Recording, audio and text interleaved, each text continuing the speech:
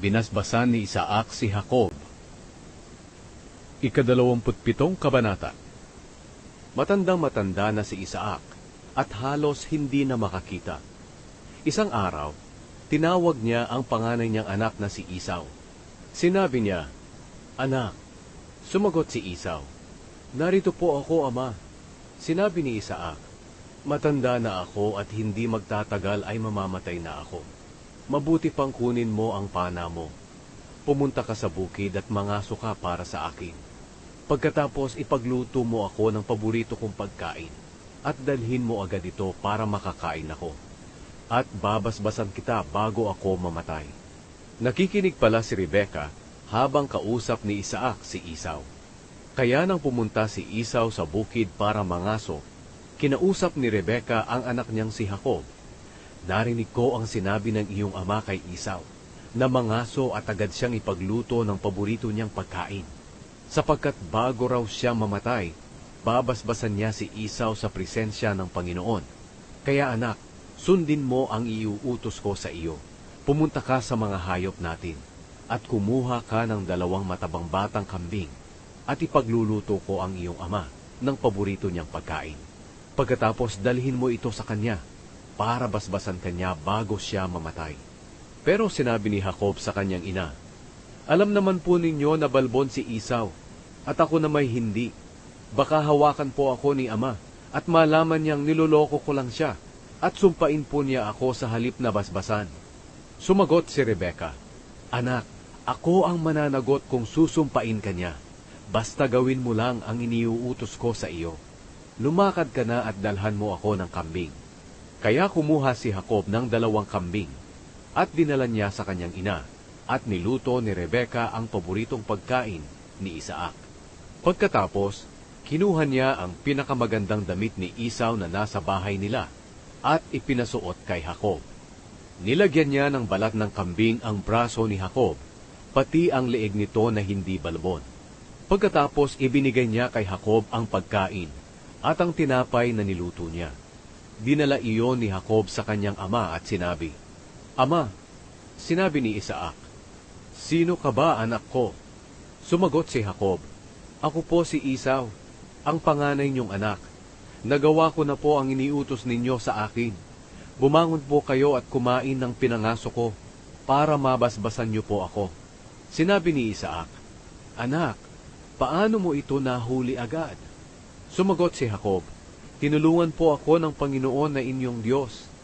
Sinabi ni Isaac, "Lumapit ka sa akin, anak ko, para mahawakan kita kung ikaw nga talaga si Esau."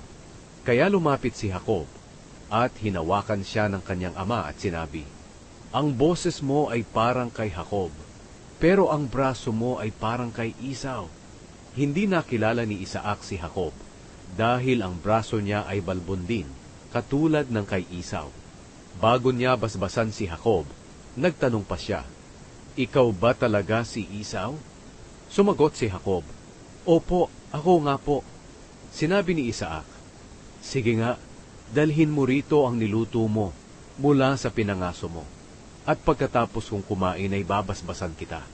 Kaya't binigyan siya ni Jacob ng makakain at maiinom, at kumain siya at uminom. Pagkatapos sinabi ni Isaac sa kanya, "Lumapit ka sa akin, anak, at hagkan mo ako." Lumapit si Jacob sa kanya at hinagkan ng kanyang ama. Nang maamoy ni Isaac ang damit nito, binasbasan niya agad si Jacob na nagsasabi, "Ang amoy ng aking anak ay katulad ng amoy ng bukid na binasbasan ng Panginoon. Naway bigyan ka ng Diyos ng lupaing masagana ang ani, na palaging may hamog na biyaya niya, para maging sagana ang pagkain at katas ng inumin mo. Naway magpasakop at maglingkod sa iyo ang maraming tao. Naway maghari ka sa mga kamag-anak mo at magpasakop sila sa iyo. Naway ang sumusumpa sa iyo ay susumpain din, at ang magpapala sa iyo ay pagpapalain din." Nagmakaawa si Esau na basbasan din siya. Pagkatapos basbasan ni Isaac si Jacob, lumakad agad si Jacob. Kaalis lang niya ay dumating naman agad si Esau mula sa pangangaso. Nagluto rin siya ng masarap na pagkain at dinala niya sa kanyang ama. Sinabi niya, "Ama, bumangon po kayo at kumain ng pinangaso ko para mabasbasan po ninyo ako." Nagtanong si Isaac sa kanya, "Sino ka?" Sumagot siya, "Ako po si Esau, ang panganay niyong anak." Nang marinig ito ni Isaac, nanginig siya at sinabi, "Sino kaya ang unang nangaso at nagdala rito sa akin ng pagkain? Katatapos ko lang kainin iyon nang dumating ka. Ibinigay ko na sa kanya ang aking basbas at hindi ko na iyon mababawi." Pagkarinig nito ni Esau, umiyak siya ng labis. Sinabi niya, "Ama, basbasan niyo rin po ako." Pero sumagot si Isaac, "Niloko ako ng nakababatang kapatid mo at nakuha na niya ang basbas ko na para sana sa iyo." Sinabi ni Esau, "Pangalawang beses na ito na niloko niya ako. Kaya pala Jacob ang pangalan niya. Kinuha na niya ang karapatan ko bilang panganay, at ngayon kinuha pa niya ang basbas na para sa akin." Pagkatapos nagtanong siya, "Ama, wala na po bang natitirang basbas na para sa akin?" Sumagot si Isaac, "Ginawa ko na siya na maging iyong amo, at ginawa ko rin ang lahat ng kamag-anak niya na maging mga alipin niya. Ibinigay ko na sa kanya ang saganang pagkain at inumin. Kaya ano pa ang maibibigay ko para sa iyo, anak?" Nagmakaawa pa si Esau sa kanyang ama. "Ama, wala na po bang kahit isang basbas? Basbasan niyo rin po ako." At patuloy ang kanyang paghagulgol. Sinabi ni Isaac sa kanya, "Hindi aani ng sagana ang lupaing titirhan mo, at palagi itong walang hamog na biyaya ng Diyos. Palagi kang makikipaglaban, at maglilingkod ka sa iyong kapatid. Pero kung lalaban ka sa kanya, makakalaya ka sa kanyang kapangyarihan."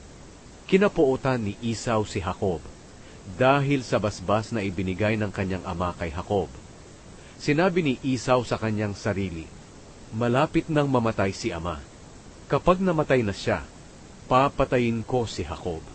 Pero nabalitaan ni Rebeka ang balak ni Esau, kaya ipinatawag niya si Jacob at sinabi, "Ang kuya mong si Esau ay balak kang patayin para mawala ang galit niya sa iyo. Kaya makinig ka sa sasabihin ko. Tumakas ka at pumunta sa Haran, doon sa kapatid kong si Laban. Doon ka muna hanggang mawala ang galit ng iyong kuya, at makalimutan na niya ang iyong ginawa sa kanya. Ipapasundo na lang kita roon kapag hindi na siya galit sa iyo. Hindi ko hahayaang mawala kayong dalawa sa akin. Baka isang araw magpatayan kayo." Pinapunta ni Isaac si Jacob kay Laban. Ngayon, sinabi ni Rebeka kay Isaac, "Nagsasawa na ako sa buhay ko dahil sa mga asawang Heteo ni Esau. Kung ang magiging asawa ni Jacob ay taga rito rin lang na isang babaeng Heteo, mabuti pang mamatay na lang ako